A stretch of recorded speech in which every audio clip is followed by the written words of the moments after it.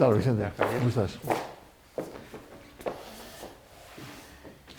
Bueno, tengo en mis manos un libro que cuando empecé a leerlo es de esos libros que necesitas estar leyendo ya la siguiente página, ¿eh? Cuando has leído la primera ya estás buscando la segunda y así sucesivamente. Se titula Las crónicas de la pandemia y su autor es Javier Rupérez, con quien tengo el gusto de estar aquí hoy, como he tenido el gusto de estar en otras ocasiones hablando de estos y otros temas. Lo que he notado en el libro, Javier, es el pulso de algo que cuentas sobre la marcha.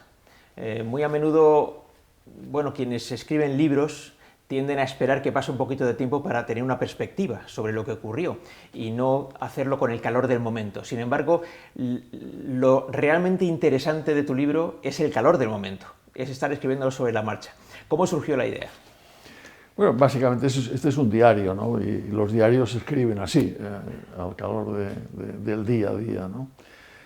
Bueno, las condiciones bueno, las conocemos todos suficientemente. Yo estaba aquí inesperadamente, porque mi vida es más bien una vida americana, vivo en Washington, mi familia está en Washington, pero al mismo tiempo vengo muy a menudo aquí porque tengo clases. Y coincidió el mes de marzo con mi presencia aquí para dar unas clases y no pude volverme, ¿no? Entonces me encontré con el confinamiento, ese confinamiento brutal que tenías que obedecer de una manera estricta, en casa, con mucho tiempo libre. Entonces tuve dos o tres, digamos, recuerdos, ¿no?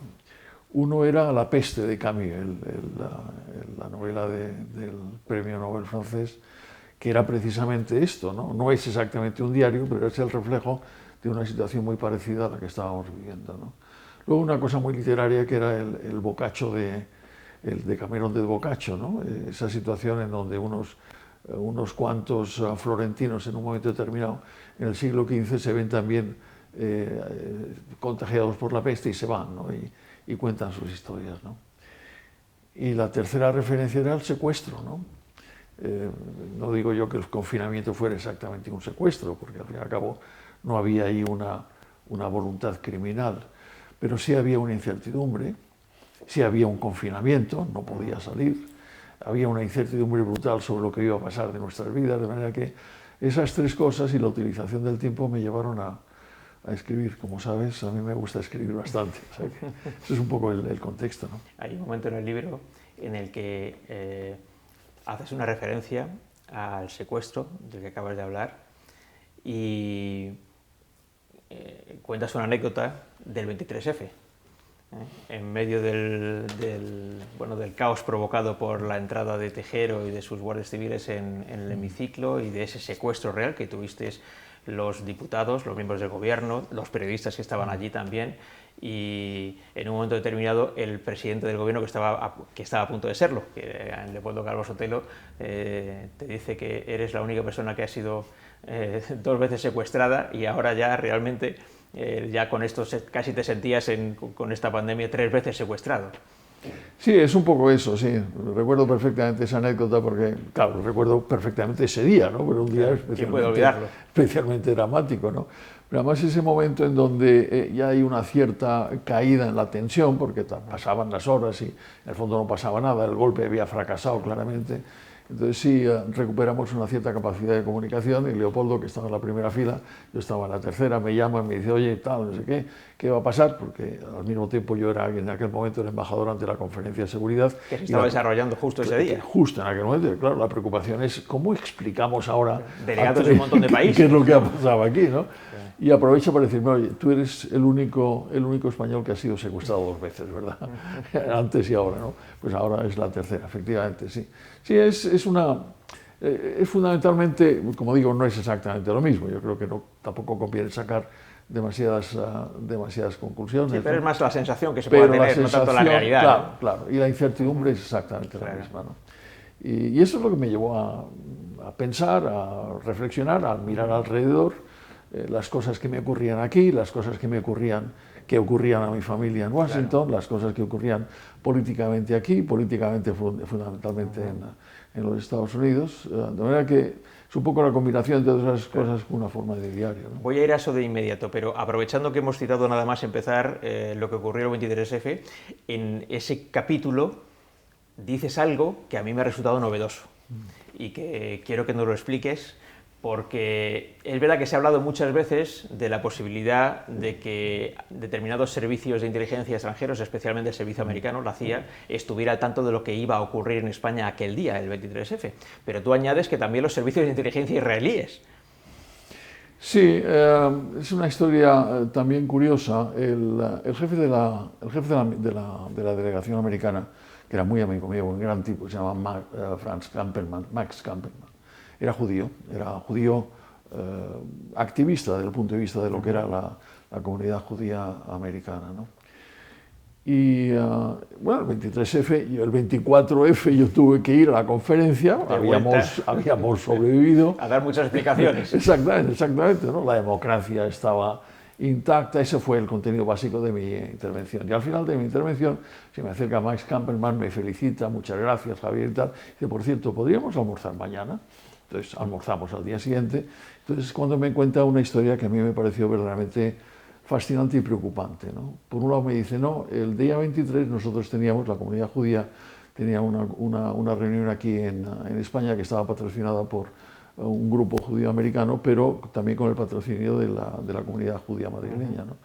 Y teníamos previsto reunirnos en un famoso restaurante que estaba aquí no lejanos de donde estábamos en la conferencia, y en el curso del día recibí una llamada diciéndome que si no me importaba que en vez de ir al restaurante fuera a casa del presidente de la comunidad judía madrileña, ¿no? Y efectivamente fui allí, y ya se había producido, era la noche, eran las 8 de la noche, el golpe ya estaba en marcha, tuvo que tomar toda una serie de medidas de seguridad para que efectivamente le llevaran allí, los servicios de seguridad americanos le llevaron allí, no había problemas, y cuando llegó a la casa del presidente de la comunidad judía madrileña se encontró con unos señores desconocidos para él que le saludaron muy afectuosamente y diciendo, embajador Kampelman, gracias por estar aquí, somos miembros del Servicio de Seguridad israelí y hemos cambiado el sitio porque hace unos días nos llegaron unas noticias de que este día iba a pasar algo grave en España, ¿no? Entonces cuando me lo contó yo me quedé literalmente mudo y cambié la conversación porque efectivamente algo habían sabido, ¿no? Pero los españoles a dos velas en aquel momento.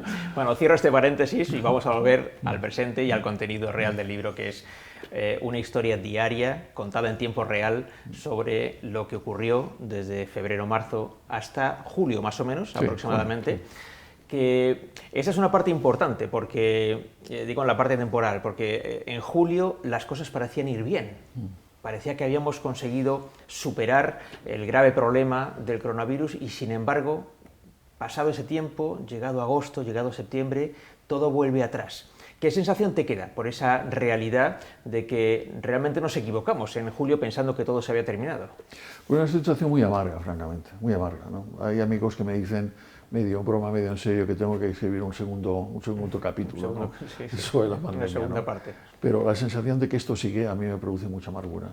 Me produce mucha amargura en general, desde el punto de vista personal, desde el punto de vista familiar, desde el punto de vista colectivo. Me produce mucha amargura también desde el punto de vista de la falta de capacidad de previsión, ¿no? De que esto se iba a producir o se podía producir. Ya en aquellos momentos se hablaba mucho de una segunda fase, de una segunda ola, ¿no?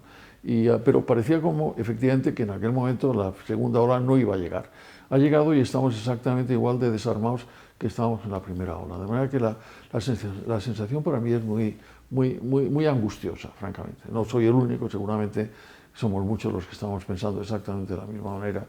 Y volvemos a la incertidumbre, es decir, no sabemos exactamente cuándo se va a acabar esto, cómo se va a acabar. Tenemos la intuición de que la situación no va a ser nada buena dentro de pocos meses, que desde el punto de vista tanto social como económico se van a producir unas alteraciones realmente brutales en nuestra vida, pero al mismo tiempo también la gente sigue muriéndose, ¿no? No muere tanto como antes, no mueren tantos como antes, pero siguen muriéndose, ¿no? Esas cifras que tú mismo todos los días das, ¿no? en el telediario, ¿no? Y que los relatas con esa precisión tuya, ¿no?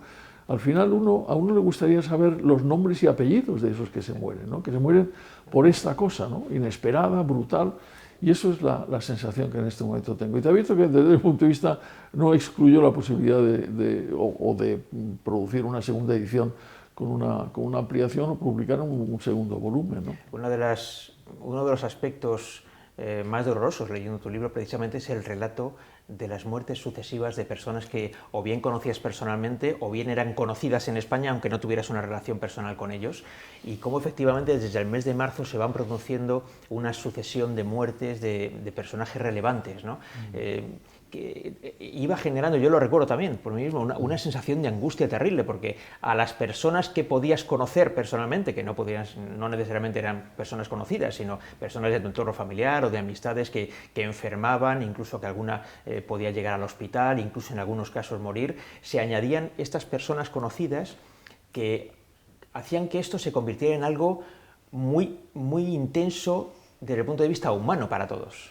Muy personal, sí. Yo comienzo el libro precisamente con la muerte de Carlos Falcó, del conde de Griñán, ¿no? Porque yo tenía una relación antigua con él, en este caso concreto tiene una relación de negocios, porque él estaba muy relacionado con el mundo de la producción vinícola, y yo tengo una consultoría que se llama Rupert International, donde estábamos exactamente pues, procurando la importación de vinos españoles a los Estados Unidos, ¿no? Y había quedado con él precisamente en esos días. Y precisamente el día anterior de que nos viéramos, junto con otra gente que estaba relacionada también con el negocio, me llama y me dice que la noche anterior había salido a cenar con su mujer y que a la vuelta había tenido problemas, que se sentía mal, que estaba tosiendo mucho, que tenía algo de fiebre, que si no me importaba que aplazáramos el... Bueno, tuvimos una conversación larga, pues también muy amistosa. A los 10 días estaba muerto, literalmente, a los 10 días estaba muerto. Y era eso, era la primera víctima que yo conocía directamente de la pandemia, ¿no? Y luego siguieron otros. Nunca sabías, otra de las cosas que pasaba es que nunca sabías si la gente se moría por la pandemia o por otras cosas, ¿no? O la pandemia simplemente lo que hacía era agravar su situación previa. Desencadenante, ¿no? Final. También, ¿no? Eso me ha pasado en Madrid, me ha pasado con gente muy conocida, por ejemplo, Landelino Lavilla, ¿no? Que era un gran personaje por tantas razones, amigo mío, y también muerto en esas condiciones, ¿no? Luego gente menos conocida, pero que yo conocía, por ejemplo, de mi pueblo de origen, Puebla de Almenara, en la provincia de Cuenca, ¿no? Donde un lejano familiar también murió en esas condiciones tremendas, en donde la familia, primero no podían, para el entierro no podían ir más de la mujer y una hija, no podían tener un funeral, el funeral luego se celebraba 4 meses después. Una situación verdaderamente tremenda, ¿no? Que te golpea, más allá de cualquier tipo de consideración filosófica o intelectual o política, te golpea de una manera personal muy, muy dura, ¿no? Hemos sido todos conscientes, la verdad, de la terrible novedad que ha supuesto esto para todos, pero aquí te puedo contar una anécdota personal. Tengo un niño de 8 años y hace un mes, un día le pregunta a su madre y dice: mamá, la otra vez que pasó esto, ¿cómo fue? ¿No? Como, claro, en su mentalidad infantil pensaba que esto ocurría de vez en cuando, periódicamente, ¿no? Y hubo que recordar, bueno, es que ni tus abuelos lo han vivido esto, sí, hay que remontarse más de 100 años atrás, ¿no? para encontrar algo que, bueno, medianamente similar, ¿no? Como fue la gripe española, mal llamada gripe española, que afectó a todo el mundo, ¿no? Sí, sí. Y yo no sé si hemos tenido que... como, no sé, en plan, hablando casi como sociología general, como no tanto psicología personal, sino de psicología general, adaptarnos a algo para lo que no estábamos preparados. Completamente, ¿no? Completamente. Y la verdad es que resulta muy complicado, resulta muy complicado. Yo no sé exactamente lo que va a pasar. Es decir, yo no sé exactamente cómo nos vamos a comportar, cuál va a ser el mundo cuando esto se acabe. No sé exactamente qué tipo de relaciones personales vamos a tener. Esto es una de las preguntas que alguien te plantea en el libro, y que tú respondes: no lo sé todavía, no lo sé, es muy difícil saber. ¿no? Es decir, es evidente que pues, estas cosas, si quieres menores, ¿no? Pues ya no nos damos la mano, ¿no? Ya no nos abrazamos, ¿no? ¿Nos costará volver a eso cuando ya sepamos, yo qué sé, por ejemplo, si hay una vacuna y se ve que es efectiva, volver a la anterior normalidad, eso de abrazarnos como nos gusta hacer a los españoles, estrecharnos la mano? ¿Volveremos a eso con normalidad o nos costará tiempo? ¿Tú cómo lo ves? No lo sé. Y además, no lo sé, francamente no lo sé. Y luego hay un factor adicional que es el miedo, ¿no? no es tanto el miedo a las personas, sino el miedo a lo que las personas pueden tener dentro, ¿no? El miedo a que las personas nos contagien, ¿no? El miedo a que, porque efectivamente no nos abrazamos, pero al final lo que estamos pensando es que esa persona nos puede contagiar, ¿no? ¿Va a mantenerse ese miedo en nuestras relaciones personales?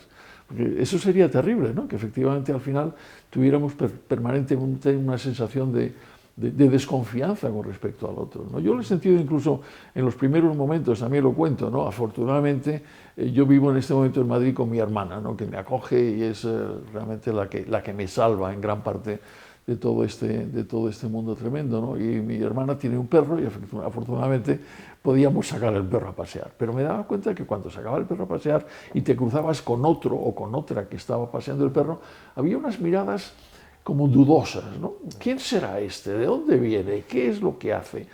¿A dónde va? ¿No? Y a mí eso me preocupa mucho. Se está produciendo en este momento, pero me preocupa también el momento final, si es que hay un momento final, y cómo efectivamente vamos a digerir todas estas cosas que son realmente muy, muy duras. Hay mucha gente que dice que vamos a salir más fuertes. Yo francamente lo dudo en este momento, lo dudo. Hay un aspecto del libro relacionado precisamente con esto que estabas contando. Dices que estás viviendo con tu hermana aquí en Madrid, que es la separación de familias, que se puede producir en algunos casos, en el tuyo en concreto, que tu familia está en Estados Unidos y aquí estás con tu hermana, y no has podido volver de momento, y ni siquiera tienes un horizonte de, bueno, dentro de 2 meses voy a poder hacerlo, porque no lo puedes saber. No, no lo sé, no lo sé. Afortunadamente la tecnología desde ese punto de vista inventa una ¿verdad? cosa que se llama Zoom, ¿sabes? Sí. Que bien conoces y que me permite prácticamente hablar todos los días con mi mujer y con mi hija, ¿no? Y también lo cuento en el libro, una situación complicada. Mi hija se acaba de graduar en una gran universidad americana, en Georgetown. La graduación, no ha habido graduación. Todos sabemos que las graduaciones americanas, porque eso está mucho en el cine americano, sí. ¿No? Toda la ceremonia, no ha habido ceremonia, ¿no? Incluso desde el punto de vista también puramente laboral, pues en este momento hay una congelación laboral en los Estados Unidos exactamente igual que la que hay aquí, ¿no? Y desde ese punto de vista también, pues es la incertidumbre de cuándo podré volver, ¿no? Cuándo podré volver, porque de momento no podemos volver los que estamos en Europa de Schengen, pero al mismo tiempo también si empiezas a consultar cuáles son las posibilidades de volar, pues son muy relativas, muy inciertas, porque te pueden cancelar los vuelos en cualquier momento. Y luego también está el tema del miedo, ¿no? Porque al fin y al cabo, si te metes en un espacio cerrado, donde efectivamente, por mucho que haya separación, pues están muy juntitos, pues puedes acabar contagiado, lo cual eso a mi mujer le preocupa mucho, ¿sabes? Y me previene. Pero en fin, de momento la verdad es que tampoco me puedo quejar desde el punto de vista personal, porque escribo libros, escribo artículos, doy clases en universidades, y en una de ellas es esta magnífica de Villanueva, de manera que hasta finales de año prácticamente estoy muy, muy ocupado, pero al mismo tiempo también preocupado con el otro aspecto, digamos, regular de la vida a la cual tantos estábamos acostumbrados, que está muy, muy alterada, ¿no? Muy alterada. Otro aspecto de tu libro, de las crónicas de la pandemia, es el análisis sobre la marcha de las actuaciones políticas, tanto en España como en otros países. La realidad es que si tuviéramos que decir quién ha actuado bien, muy bien, no habría una lista muy larga. Si tenemos que decir quiénes actuaron mal o quiénes se equivocaron, seguramente la lista es más larga, pero ¿hasta qué punto se puede ser comprensivo con aquellos que han tomado decisiones erróneas o muy erróneas en esta crisis? Yo creo que hay que comenzar siendo comprensivo, ¿no? Porque la situación es tan absolutamente extraordinaria que en el fondo nadie sabía cómo enfrentarse al tema. Eso me parece absolutamente evidente y siempre hay que tenerlo en cuenta, ¿no? Pero una vez dicho esa comprensión, que a mí me parece básica y necesaria, ¿no? Porque si no estaríamos complicando el juicio de una manera extraordinaria. Pero yo creo que una vez dicho eso, hay algunos que lo han hecho mejor que otros, ¿no? Y hay otros que lo han hecho peor que otros. España lo ha hecho peor que otros, los Estados Unidos lo ha hecho peor que otros, Brasil lo ha hecho peor que otros, el Reino Unido lo ha hecho peor que otros.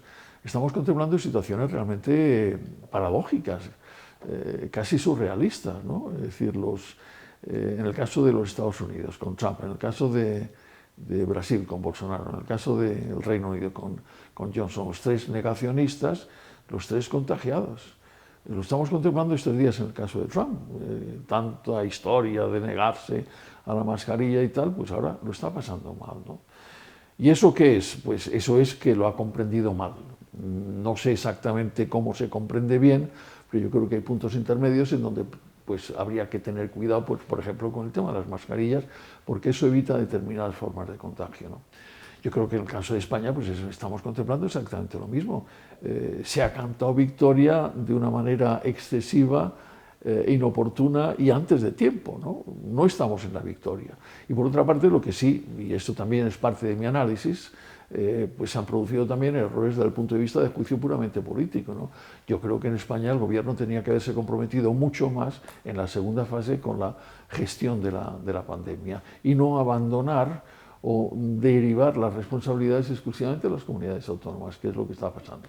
Ciertamente, parecido se podía aplicar a los Estados Unidos también con un sistema federal, en donde ha habido un desplazamiento también a las responsabilidades estatales, ¿no? Y lo estamos viendo también, los números son tremendos, los números son tremendos, los números en España son tremendos. ¿Qué te voy a contar tú? ¿Qué te voy a contar a ti que lo cuentas todos los días, ¿no? Los números son tremendos, ¿sí? Esas proporciones, porque no son los números absolutos, sino las proporciones relativas con respecto a determinado número de ciudadanos, pues los 100.000 o el millón. Estamos muy mal, estamos muy mal. No digo yo que hayamos errado todo, no digo yo que todo el mundo se haya equivocado porque efectivamente no se sabía exactamente cómo hacerlo, pero hay otros que lo han hecho mejor. Veo, por ejemplo, que Italia está mejor que nosotros, cuando comenzó mucho antes, o bastante antes que nosotros, y con unas condiciones bastante malas, ¿no?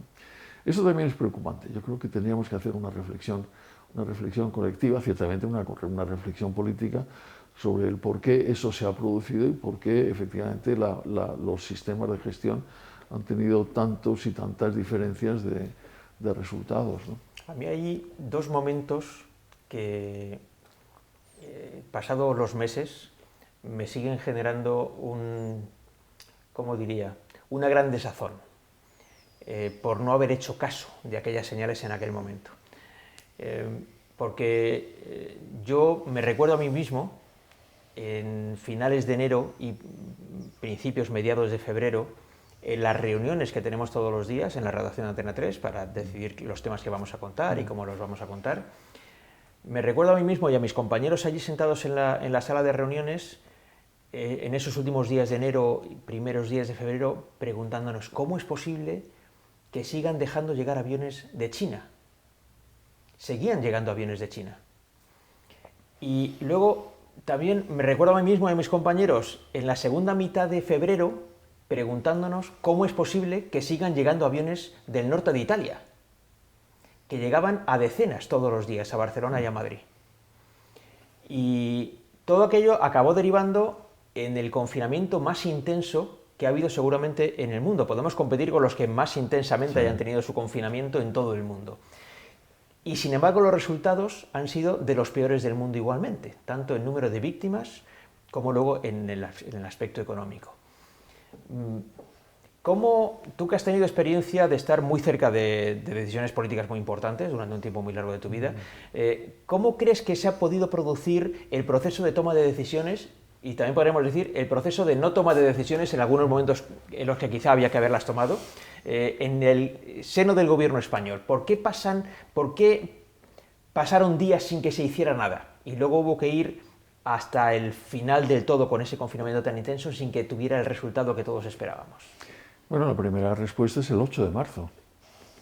El 8 de marzo fue la manifestación feminista. Yo llegué el 8 de marzo a España. Era un domingo, si no recuerdo mal. Mi mujer me había prevenido ya varias veces que no viniera. Inmediatamente antes de venir aquí estuvimos buscando en las farmacias en los Estados Unidos mascarillas y estaban prácticamente agotadas. De manera que ya el 8 de marzo, sin entrar en muchos detalles técnicos o científicos, se sabía que algo estaba pasando. Te voy a contar una anécdota sobre esto y te interrumpo solo un instante. El día, debía ser 25 o 26 de febrero, hubo una de las habituales ruedas de prensa de los responsables sanitarios del gobierno y yo estaba en casa viéndola. Dijeron, era una mañana, dijeron: le preguntaron por las mascarillas y aquel día se dijo, no hace falta usarlas, de hecho dan una falsa sensación de seguridad. Al minuto siguiente compré un paquete de mascarillas por Amazon, al minuto siguiente, y me alegré durante semanas de haber hecho aquello, porque efectivamente no había manera de encontrarlas con facilidad en las farmacias, y en los primeros días del confinamiento en mi casa teníamos unas pocas mascarillas, no muchas, pero teníamos algunas mascarillas que pude repartir no solo con mi mujer y mis hijos, sino también con mis padres y mis suegros, para que todos dispusieran de algunas. Cierro este paréntesis. Mascarillas compradas a precio de oro, como te recordarás. Todavía en aquel momento no estaban tan caras, lo que sí había que esperar unos cuantos días para que te llegaran, no era como esas cosas que compras un libro por internet y al día siguiente lo tienes en casa, el plazo era un poco más largo, pero te aseguraban que te las traían de Alemania, por cierto, venían de Alemania. Pero claro, la pregunta es, ¿por qué? Pues por razones exclusivamente políticas ideológicas. Es decir, en aquel momento lo que el gobierno quería era lanzar un mensaje sobre el tema de la feminidad, de los derechos de las mujeres, lo que fuera, ¿no? Y consiguientemente se negaron a escuchar cualquier tipo de recomendación razonable que en aquel momento ya se venía produciendo, como todos sabemos. El resultado fue que ellas mismas, varias de ellas, algunas de ellas en este momento miembros del gobierno, quedaron afectadas, quedaron contagiadas, ¿no? Yo recuerdo que pocos días después, en una conferencia de prensa, Trump empieza a hablar de la necesidad o de la posibilidad de inyectarse lejía. Y recuerdo perfectamente, y recordarás la cara que ponía la señora Birx, que era una de las expertas, que estaba absoluta y totalmente espantadas. Pero incluso hace muy pocos días, en la presentación de la eventualmente nueva magistrada del Tribunal Supremo Americano, vemos las fotos, ahí hay 200 personas sentadas sin ningún tipo de separación y sin ninguna mascarilla. Pues hoy prácticamente toda la Casa Blanca está en el hospital militar que está cerca de Washington, ¿no? Yo creo que ha habido una voluntad, digamos, una voluntad política que ha conducido a decisiones erróneas enormemente graves, ¿no? Yo tampoco quiero exagerar la tragedia, ¿no? El hecho de contar cuántos se han muerto precisamente por los errores políticos producidos en las decisiones que se han tomado o que no se han tomado, pero han sido bastantes, ¿no? Si en aquel momento la manifestación del 8 de marzo no se hubiera producido, seguramente habría gente que en este momento viviría. No quiero simplificar las cosas, pero hay decisiones políticas, administrativas tocadas que son erróneas, que se podían haber evitado y que efectivamente conducen a una situación que es el agravamiento de una pandemia ya de por sí enormemente grave, ¿no? Y eso lo tenemos que tener en cuenta también, ¿no? Tenemos que tener en cuenta, ¿no? Otra de las cosas, por ejemplo, a mí, yo no comprendo exactamente cuál es la razón por la cual en este momento se están peleando los gobiernos de Madrid y de España sobre el tema. Eso no debería producirse en una situación normal, en una situación de responsabilidad política, ideológica y simplemente ciudadana frente a todos aquellos que en este momento están contemplando la incertidumbre de sus vidas, ¿no? Tanto desde el punto de vista económico como desde el punto de vista vital, ¿no? Más allá de las decisiones políticas, más o menos acertadas, tanto en España como en otros países, llevo todos estos meses preguntándome si hay algo en la forma de ser de los españoles que ayude al virus a ser más duro con nosotros que con los ciudadanos de otros países. No sé si por algún tipo de costumbre que nosotros podamos tener y que no está tan extendida en otros lugares. Claro, luego piensas, en Italia tampoco son tan diferentes y ahora están mucho mejor que nosotros, ¿no? Pero llevo todo ese tiempo dándole vueltas a la cabeza porque no puedo... Me cuesta creer que todo lo malo que nos pasa sea solamente por decisiones políticas erróneas, que las ha habido. Tiene que haber algo más, ¿no? Para que nos esté pasando esto que en otros países con tanta intensidad no está golpeando. Está golpeando muy intensamente, pero no tanto como en España.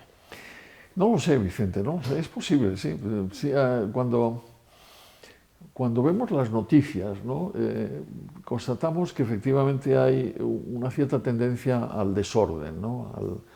Al desorden multitudinario, al desorden del ocio, al desorden de las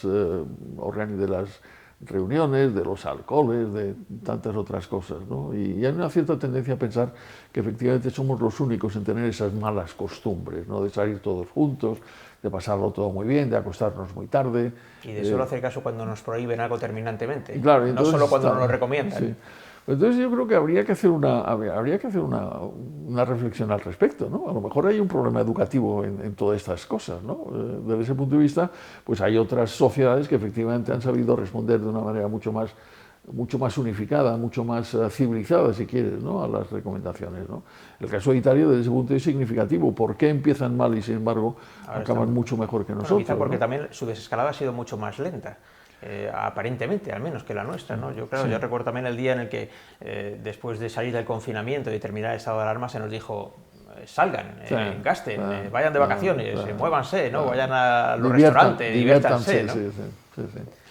Sí, yo creo que si sobrevivimos, yo creo que hay que sacar toda una serie de lecciones de esta y hacerlo muy seriamente. Todos, ¿no? Sí, y hacerlo muy seriamente, porque yo creo que por lo menos esa sería la única parte positiva de toda esta historia, ¿no? Que efectivamente aprendamos sobre nuestros propios defectos y nos corrijamos de una manera radical, definitiva, para tener una sociedad mucho más elaborada, mucho más justa, mucho más civilizada, mucho más capaz de enfrentarse a lo desconocido, que es precisamente lo que en este momento nos pasa, y no parece que estemos haciéndolo de una manera adecuada, ¿no?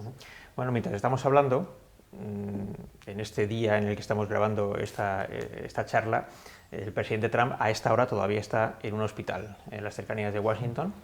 También es cierto que, bueno, hoy es lunes, ayer domingo estuve siguiendo con bastante intensidad las cadenas de televisión americanas, la CNN, el Fox News y tal, y los médicos que están atendiendo a Trump en el hospital dijeron que esperan que quizá hoy lo puedan llevar de nuevo a la Casa Blanca para seguir allí ya el tratamiento, ya no sería necesario el tratamiento hospitalario. Estamos a ya menos de un mes de las elecciones americanas, a la hora que estamos hablando tú y yo. Tú, que conoces muy bien ese país, que vives allí la mayor parte del tiempo, ¿hasta dónde crees que lo que está ocurriendo hoy, a esta hora, en este día, con Donald Trump, puede ayudarle o perjudicarle para el resultado del 3 de noviembre? Vicente, yo creo que lo que le ha ocurrido a Trump le ha costado definitivamente la presidencia. Lo digo también porque a mí me gustaría que Trump dejara la Casa Blanca, ¿no? Con lo cual siempre me puede decir que hay un elemento de wishful thinking, ¿no? De deseo de que efectivamente pierda.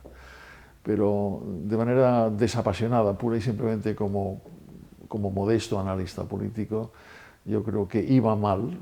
Ahí están los datos que bien conoces, desde hace ya varios meses, iba siempre detrás de Biden, había recuperado algo. Yo creo que este dato es el que definitivamente le impide seguir en la Casa Blanca. O sea, yo decía esta pregunta porque si hay una característica de Trump es que sus seguidores, buena parte de sus seguidores, quizá la mayoría de ellos, son, por decirlo de una manera suave, muy intensos en su seguimiento a Trump, ¿eh?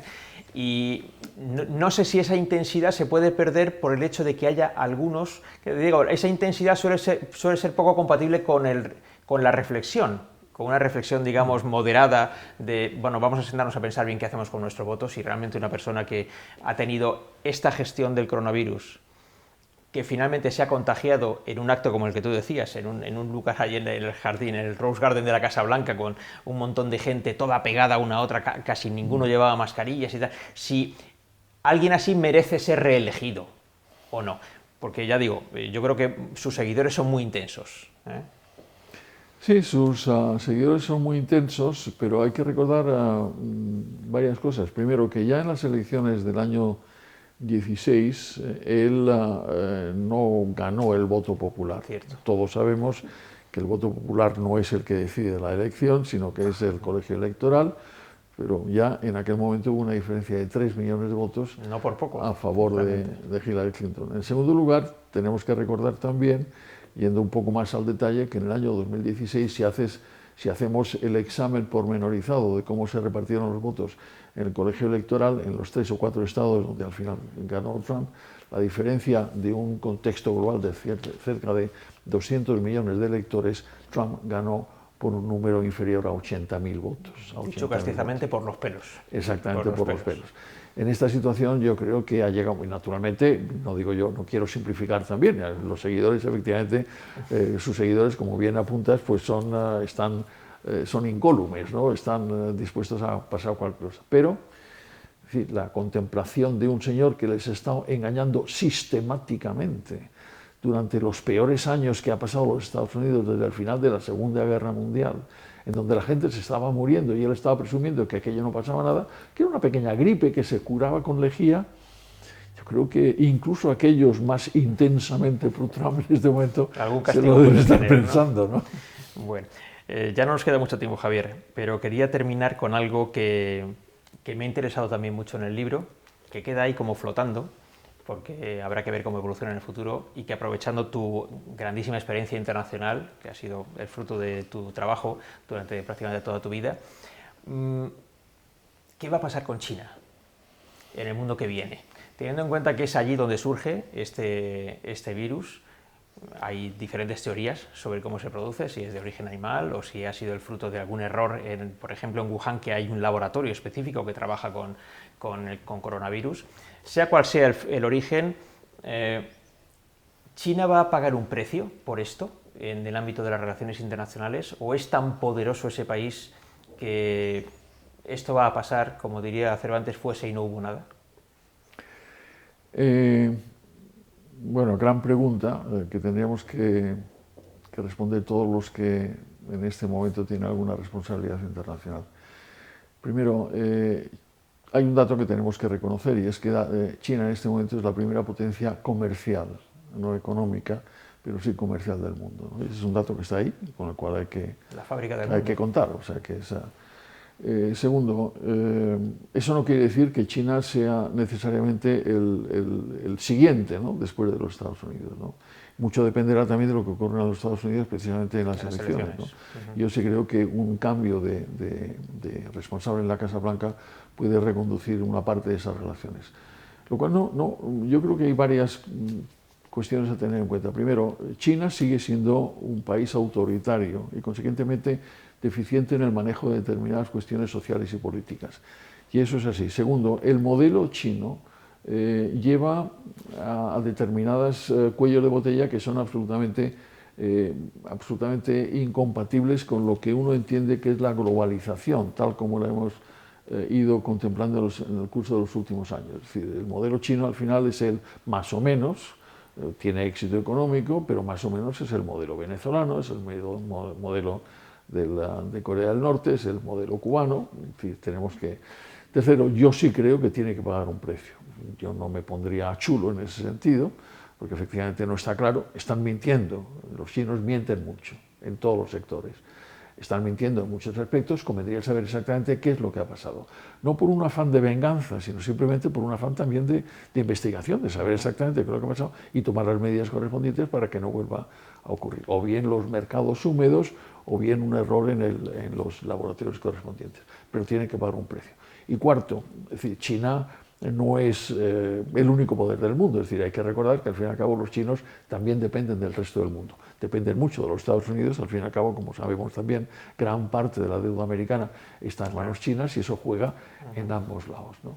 Pero yo sí espero y deseo que haya una respuesta por parte de lo que es el mundo occidental, fundamentalmente los Estados Unidos y la Unión Europea, para convocar a los chinos y decir, viste, vamos a hablar y vamos exactamente a delimitar exactamente cuáles son las cosas que tenemos que hacer. Y una de las cosas que hay que hacer es impedir de una manera radical el continuo latrocinio de la propiedad intelectual que están practicando los chinos desde hace ya tiempo, ¿no? Sí, que se convirtió como en parte del paisaje y ahí se quedó. Claro. Una última cuestión, Javier, ya desde el punto de vista más humano, ya no tanto político. Imaginemos que dentro de unos meses, a ser posible cuanto antes, esto se acaba. Vamos a ponernos en dentro de un año. Si nos pudiéramos volver a reunir aquí dentro de un año, a hablar de lo que pasó, y ya, bueno, pudiéramos ir por las calles sin mascarillas y pudiéramos abrazar a la gente y estrecharnos las manos y demás, ¿seremos muy distintos de lo que éramos antes de que esto pasara? ¿Habrá algo que haya hecho clic en nuestra cabeza y que, bueno, nos haga comportarnos de otra manera? ¿O tendremos tantas ganas de volver a lo que éramos que intentaremos olvidar lo que ha pasado y seguir con lo que hacíamos antes? Pues mira, yo quisiera creer que efectivamente vamos a volver a ser como éramos antes, ¿no? Eso es la película americana, ¿no? Tal como éramos, ¿no? Pero lo dudo, francamente, lo dudo. Quisiera no dudarlo, pero lo dudo. Yo creo que esto se va a quedar con nosotros, no sé si para siempre, pero sí se va a quedar de una manera bastante... Eso, los miedos, las desconfianzas, los temores de la aproximación, las incertidumbres, todo eso se va a quedar. Yo quisiera que no fuera así, haré todo lo posible por mi parte para que no sea así. Estoy absolutamente seguro que tú también lo harás. Haremos los esfuerzos necesarios. Pero vamos a ver si lo conseguimos, ¿no? Vamos a ver si lo conseguimos. Javier Ropérez ha escrito un libro interesantísimo, Las crónicas de la pandemia, un libro con un pulso, el pulso del momento, de estar viviendo algo que estás escribiendo. Y creo que, bueno, desde luego yo he aprendido mucho y he disfrutado mucho leyéndolo. También me he preocupado mucho leyéndolo y creo que quien tenga la oportunidad de leerlo pues le pasará como a mí. Enhorabuena por ese trabajo, Javier. Muchas gracias. Gracias a ti, Vicente, y gracias a ti porque además has tenido la bondad y la dedicación de prologar el libro, que es y es uno de los factores que a mí también me ha impulsado y me ha compensado. El tenerte de prologuista es un lujo y es una declaración amistosa que aprecio enormemente. Bueno, pues enhorabuena y espero un libro no escrito en presente, sino escrito en pasado, por lo que ocurrió. Lo haré. Muchas gracias. Gracias, Vicente, gracias a ti. Gracias.